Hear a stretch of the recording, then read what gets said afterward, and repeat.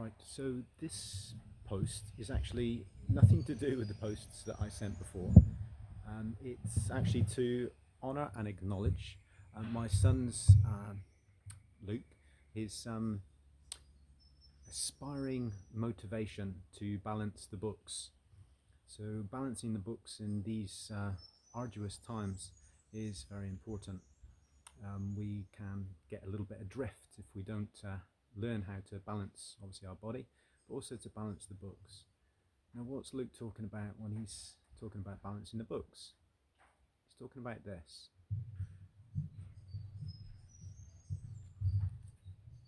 Balancing the books. So if we can learn to balance the books in a fashion like so, then we can start to get a level head, a little bit of a level sort of way of perceiving the world. So good to get into a Vajrasana position, possibly a cross-legged position as well, maybe. Well, not at the same time, but if you feel more comfortable in the cross-legged position, obviously in that position, or Vajrasana kneeling, then in that position. And then we'll balance the books. Now, my books might be very much on a similar theme, whereas Luke and his friends possibly have a little bit more of a diverse sort of selection. So I will just put the books and read them out as we go. The first book is a very easy to digest book. It's called the Book of Rice. So this is the first book that I would ascribe to anybody who tends to have a little bit of a unpalatability towards digesting books.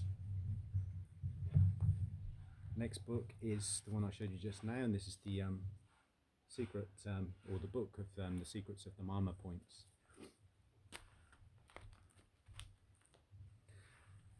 Number two. Number three is a book by Peter Levine. It's called Waking the Tiger. A very good psychologic book,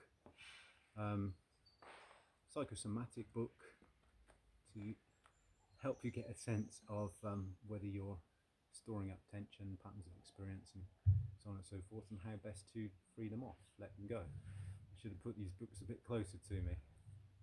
Next book is the Maha Satipatthana Sutta, which is the major differentiation that Buddha contributed towards the world of meditation. Cool guy. Next book, very cool guy too, Choiceless Awareness by Jiddu Krishnamurti, a sage of the 20th century, profound chap. Very good read.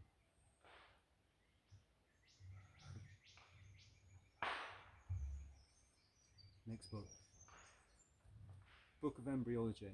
Not good for bedtime reading really, unless you're that way inclined, but useful book nonetheless. Very useful to get a sense of our derivation and the charge that we have with that. As an embryo, we have an incredible amount of vitality coming from a source that we don't know, not even embryologists know. Next book, Yoga Therapy. Why not? Seems to fit the theme, doesn't it?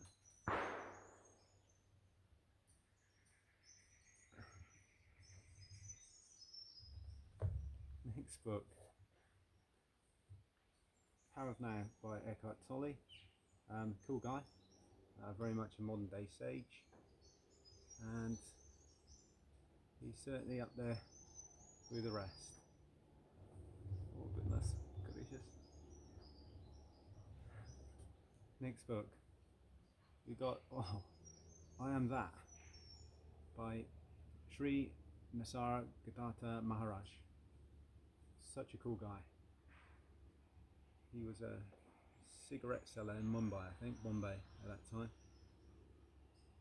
which was a profession that enabled him to be just an ordinary guy, and yet he ended up becoming an amazing sage, not through his profession, but through just being very intimate with life and able to share what he knew.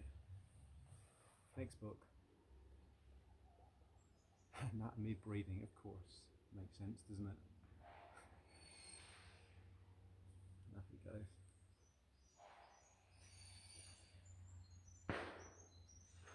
Actually, I've run out of books because I didn't think I'd get this far, but I think it proves that the book of rice really helps. Sorry about that.